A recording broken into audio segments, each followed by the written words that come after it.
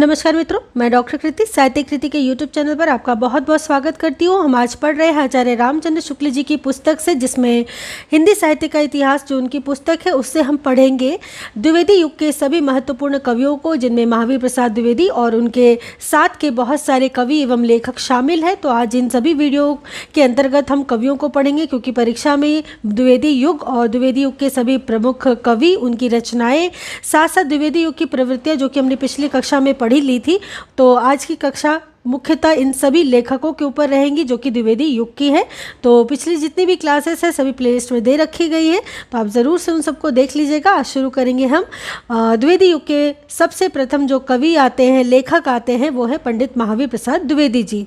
तो द्विवेदी जी से काफ़ी प्रश्न पूछे जाते हैं परीक्षाओं में, तो देख लेंगे कि इनका जन्म दौलतपुर जिला रायबरेली में वैशाख शुक्ल 4 संवत अगर देखा जाए तो 1927 को, और देहावसान पौष कृष्ण 30 संवत 1995 को हुआ। यानी कि संवत 1927 को इनका जन्म हुआ और संवत 1995 को इनकी मृत्यु हुई। द्विवेदी जी ने सन 1903 में सरस्वती के संपादन का भार संभाला था। ये प्रश्न बहुत ज़्यादा महत्वपूर्ण है, बहुत बार बहुत सारी परीक्षाओं में पूछी गई है कि द्विवेदी युग में जो द्विवेदी युग के जो लेखक थे महावीर प्रसाद द्विवेदी जी, जिनसे इस युग का नाम द्विवेदी युग रखा गया, तो इन्होंने जो सरस्वती का कार्यभार था, इनका संपादन का भार कब लिया? तो सन 1930 ईस्वी में सरस्वती का संपादन का भार द्विवेदी जी ने लिया था। कब? 1903 में। बात की जाए तो द्विवेदी युग में लेखकों, इनके इस युग के जो लेखक थे उनमें बहुत सारी बातें ऐसी थी जो कि द्विवेदी युग में आकर के शब्दों को लेकर के, भाषा को लेकर के द्विवेदी जी ने उनको सुधारा था। तो ये सभी क्या करते थे, बहुत प्रकार से पत्रिकाएं निकलती थी जिसमें अपने लेख लिखा करते थे। तो भाषा को विशेष रूप से द्विवेदी युग में आकर के बहुत परिष्कृत होने का मौका मिला, शुद्ध होने का मौका मिला द्विवेदी जी के कर कमलों से कह सकते हैं। तो बहुत सारे लेख जो आते थे, तो इन लेखों में अधिकतर लेख बातों के संग्रह के रूप में ही होते थे। ठीक है, भाषा के नूतन शक्ति चमत्कार के साथ नए नए विचारों की उद्भावना वाले निबंध बहुत कम मिलते थे। स्थायी निबंधों की श्रेणी में 2 ही 4 ऐसे लेख हैं, जैसे कि कवि और कविता, प्रतिभा आदि आ सकते हैं। ठीक है, कवि और कविता, प्रतिभा, ये सभी लेख जो कि हम इसको कह सकते हैं स्थायी निबंध। ठीक है, तो इस प्रकार की गंभीर विषयों पे कुछ ही रचनाएं जो थी मिलती थी, क्योंकि इस समय आपने पढ़ाई था कि जब आप भारतेंदु युग देखते हैं तो उस समय केवल हिंदी के विकास के लिए प्रयास किए जा रहे थे कि किस प्रकार हिंदी को मुख्य धारा से जोड़ा जाए, हिंदी का ज़्यादा से ज़्यादा प्रयोग किया जाए। द्विवेदी युग में आते आते उस हिंदी को परिष्कृत होने का मौका मिला, यानी कि उसमें जो उर्दू और अरबी फारसी के जो शब्द थे उनसे उसको मुक्ति दिलाने के लिए काफ़ी जगह मिली। द्विवेदी जी ने काफ़ी इसके लिए प्रयास किया। इसलिए कहने की आवश्यकता नहीं कि द्विवेदी जी के लेख या निबंध विचारात्मक श्रेणी में आएंगे, यानी कि जितने भी द्विवेदी जी के लेख या निबंध थे वो किस शैली में आएंगे, तो विचारात्मक शैली में आएंगे। वही देखिए, एक प्रश्न जो कि यूजीसी नेट दिसंबर 2015 के प्रश्न पत्र में पूछा गया था कि इस बात के उनके 2 लेख, क्या हिंदी नाम की कोई भाषा ही नहीं, जो कि सरस्वती में सन 1913 में छपी थी, और आर्य समाज का कोप जो कि सरस्वती में 1914 में छपी थी, ये कुछ अच्छे उदाहरण हैं। ठीक है, कहते हैं कि ये जो द्विवेदी जी थे वो व्यास शैली विपक्षी को कायल करने के प्रयत्न के में बड़े काम किया करते थे। मतलब कि व्यास जो शैली थी विपक्षी को कायल करने के प्रयत्न में बड़े काम की होती थी, और इस बात के उनके 2 लेख प्रकाशित हुए थे। तो विशेषकर इन लेखों को पूछा जाता है कि क्या हिंदी नाम की कोई भाषा ही नहीं, या फिर आर्य समाज का कोप। ये दोनों जो लेख है किसके हैं? द्विवेदी जी के हैं, और दोनों सरस्वती में छपे हैं, क्रमशः 1913 और 1914 में। द्विवेदी युग के जो अगले लेखक है वो है पंडित माधव प्रसाद मिश्र जी। मिश्र जी का जन्म पंजाब के हिसार जिले में भिवानी के पास कुंगड़ नामक ग्राम में भाद्र शुक्ल पक्ष 13 संवत 1928 को, और परलोकवास उसी ग्राम में प्लेग के चैत्र कृष्ण 4 संवत 1964 को हुआ था। किस कारण से? प्लेग से। ठीक है, तो माधव प्रसाद मिश्र जी के बारे में है जन्म और मृत्यु। ठीक है, बात की जाए इनकी रचनाओं की तो कहते हैं कि गौड़ होने के कारण मारवाड़ियों से इनका विशेष लगाव था। चूँकि ये गौड़ थे तो मारवाड़ियों के साथ इनका विशेष लगाव था और उनके समाज का सुधार ये हृदय से चाहते थे। इसी से वैश्योपकार पत्र का संपादन भार कुछ दिन इन्होंने अपने ऊपर ले लिया था। तो वैश्योपकार जो पत्र था इनका संपादन भार कौन कर रहा था? वहन तो माधव प्रसाद मिश्र जी कर रहे थे। ठीक है, इसका संपादन जिस वर्ष सरस्वती निकली यानी कि संवत 1957 को, उसी वर्ष प्रसिद्ध उपन्यासकार बाबू देवकीनंदन खत्री की सहायता से काशी से इन्होंने सुदर्शन नामक एक मासिक पत्र भी निकलवाया। तो सुदर्शन नामक एक मासिक पत्र, ठीक है, पत्र कैसा है? मासिक पत्र है सुदर्शन, और निकालने वाले कौन है? माधव प्रसाद मिश्र जी। तो इन सब बातों को आप ध्यान रखिएगा क्योंकि परीक्षा में ऐसे ही घुमा फिरा के प्रश्न पूछे जाते हैं। तो सुदर्शन नामक एक मासिक पत्र निकलवाया माधव प्रसाद मिश्र जी ने। वही जोश में आने पर ये बड़े शक्तिशाली लेख लिखा करते थे। समालोचक संपादक पंडित चंद्रधर्म शर्मा गुलेरी ने इसी से एक बार लिखा था कि मिश्र जी बिना किसी अभिनिवेश के लिख नहीं सकते। यदि हमें उनसे लेख पाना है तो सदा एक न एक टंडा उनसे छेड़ ही रखा करें। यानी कि ये बड़े अच्छे शक्तिशाली लेख लिखते थे लेकिन जोश में आने पर। ठीक है, कौन? माधव प्रसाद मिश्र जी। तो समालोचक के संपादक हमें यहाँ पे मिले कौन है? पंडित चंद्रधर शर्मा गुलेरी जी। तो ये भी प्रश्न पूछा जाता है कि समालोचक जो पत्र है उसके संपादक कौन है? तो गुलेरी जी इसके संपादक रहे हैं। वही आगे देखें तो हम पाएंगे कि पंडित महावीर प्रसाद द्विवेदी जी अपने नैषध चरित्र चर्चा, तो ये जो नैषध चरित्र चर्चा जो रचना है वो किसकी है? तो पंडित महावीर प्रसाद द्विवेदी जी की है। तो नैषध चरित्र चर्चा में नैषध के कई एक बड़ी दूर की सूझ या अत्युक्तिपूर्ण पद्यों को अस्वाभाविक और अरुचि विरुद्ध कह दिया। फिर क्या था?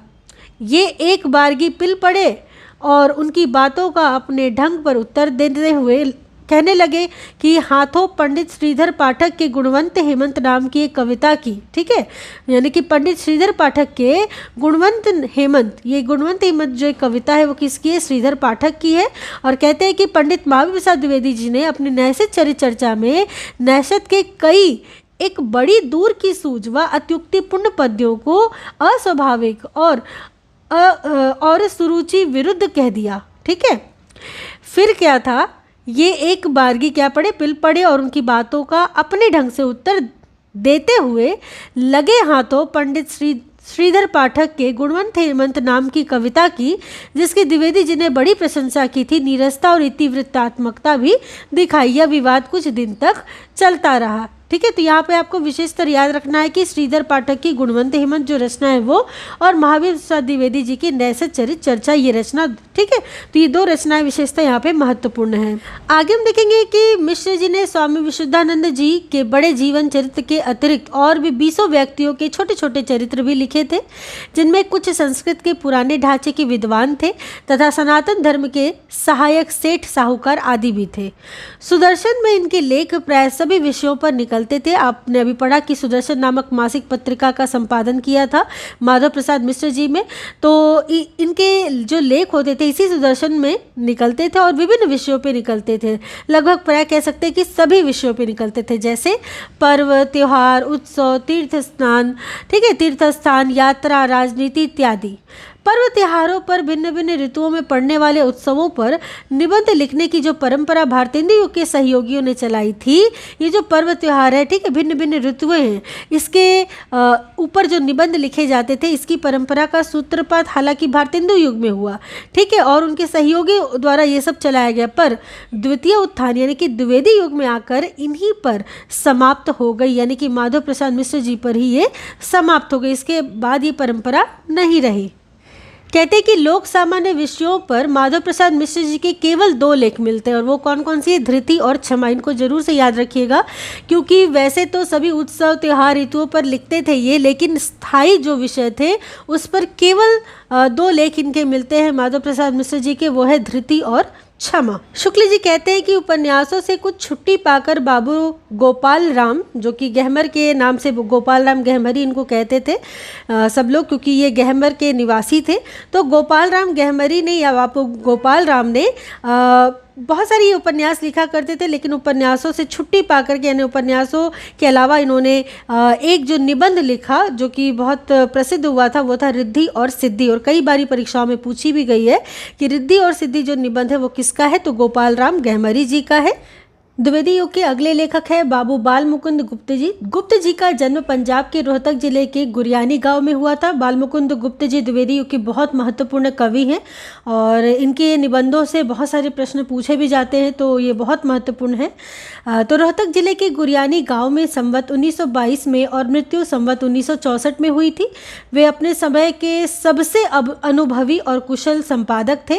पहले इन्होंने 2 उर्दू पत्रों का संपादन किया था, पर शीघ्र ही कलकत्ते के प्रसिद्ध संवाद पत्र बंगवासी के ये संपादक हो गए। तो बाल मुकुंद गुप्त जी जो कि कलकत्ते से निकलती थी बंगवासी पत्रिका, इस पत्रिका के ये संपादक थे, संवाद पत्र बंगवासी के। बंगवासी को छोड़ते ही ये भारत मित्र के प्रधान संपादक हो गए। तो देख सकते हैं 2 महत्वपूर्ण पत्रों का इन्होंने संपादन किया था, एक तो बंगवासी और दूसरा भारत मित्र। तो इस प्रकार से प्रश्न पूछे जाते हैं कि किसने बंगवासी एवं भारत मित्र दोनों का संपादन का कार्यभार संभाला था, तो बाल मुकुंद गुप्त जी ने। ये बहुत ही चलते पुर्जे और विनोदशील लेखक थे तथा कभी कभी छेड़छाड़ भी कर बैठते थे। पंडित महावीर प्रसाद द्विवेदी ने जब सरस्वती भाग 6 संख्या 11 के अपने प्रसिद्ध भाषा और व्याकरण, ये जो भाषा और व्याकरण शीर्षक लेख है, ये पंडित महावीर प्रसाद द्विवेदी जी का लेख है। तो भाषा और व्याकरण शीर्षक लेख से अनिस्थिरता शब्द का प्रयोग कर दिया था। किसने? महावीर प्रसाद द्विवेदी जी ने अनिस्थिरता शब्द का प्रयोग इसमें कर दिया था भाषा और व्याकरण शीर्षक लेख में। तब इन्हें छेड़छाड़ का मौका मिल गया, किन्हें?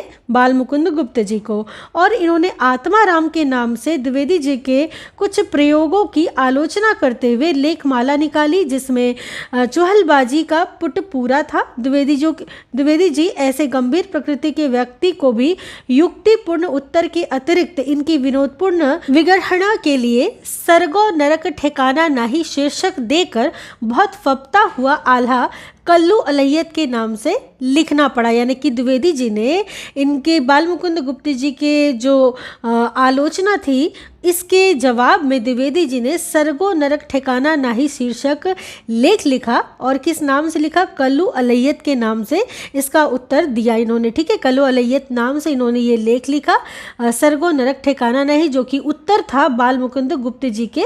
ठीक है, जो बाल मुकुंद गुप्त जी ने आत्माराम के नाम से द्विवेदी जी के प्रयोगों की आलोचना की थी, उसी का उत्तर था इस लेख में। कहते हैं कि पत्र संपादन काल में इन्होंने कई विषयों पर अच्छे निबंध भी लिखे, जिनका एक संग्रह गुप्त निबंधावली के नाम से भी छप चुका है।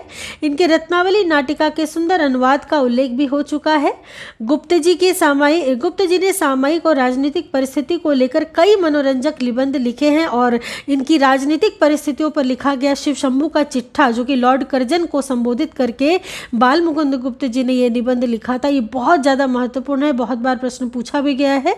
ठीक है, शिव शंभू का चिट्ठा, जो कि एक राजनीतिक, सामाजिक और राजनीतिक जो परिस्थिति थी उसको लेकर के इन्होंने इस प्रकार का एक प्रबंध निबंध लिखा है। किसने? बाल मुकुंद गुप्त जी ने शिव शंभू का चिट्ठा, जो कि लॉर्ड कर्जन को संबोधित किया है इसने। तो ये हमारे थे बाल मुकुंद गुप्त जी। अगले द्विवेदी युग के लेखक है पंडित गोविंद नारायण मिश्र जी। यद्यपि ये हिंदी के बहुत पुराने लेखकों में थे, पर उस पुराने समय में वे अपने फुफेरे भाई पंडित सदानंद मिश्र के सार सुधा निधि पत्र में कुछ सामयिक और साहित्यिक लेख ही लिखा करते थे, जो कि पुस्तकाकार छपकर स्थायी साहित्य में परिणत ना हो सके। तो सदानंद मिश्र जी का सार सुधा निधि जो पत्र है, ये किसका था? सदानंद मिश्र जी का। और इसी में गोविंद नारायण मिश्र जी लेख लिखा करते थे। अपनी गद्य शैली का निर्दिष्ट रूप द्वितीय थान के भीतर ही इन्होंने पूर्णतया प्रकाशित किया। इनकी लेख शैली का पता इनके सम्मेलन के भाषण और कवि और चित्रकार नामक लेख से लगता है। ये कवि और चित्रकार जो लेख है ये महत्वपूर्ण है, जो कि गोविंद नारायण मिश्र जी की है। तो इनके बारे में ये रचना जाननी जरूरी है द्विवेदी युग में। ठीक है, और सदानंद मिश्र जी का जो पत्र था वो था सार सुधा निधि। तो ये 2 प्रश्न यहाँ से बनते हैं। अगले लेखक है बाबू श्याम सुंदर दास जी, जिन्हें बाबू साहब के नाम से भी जाना जाता है। तो बाबू श्याम सुंदर दास जी नागरिक प्रचारणी सभा के स्थापन काल से लेकर के बराबर हिंदी भाषा की खोज तथा इतिहास आदि के संबंध में लेख लिखते आए। तो इनका महत्वपूर्ण यही कार्य था। नागरिक विचारणी सभा के स्थापना काल से लेकर के ये क्या करते हैं, बराबर हिंदी भाषा, हिंदी कवियों की खोज तथा इतिहास आदि से संबंध से जो भी थे ये सभी लेख लिखते आते थे। ठीक है, तो इनका मुख्य यही कार्य था।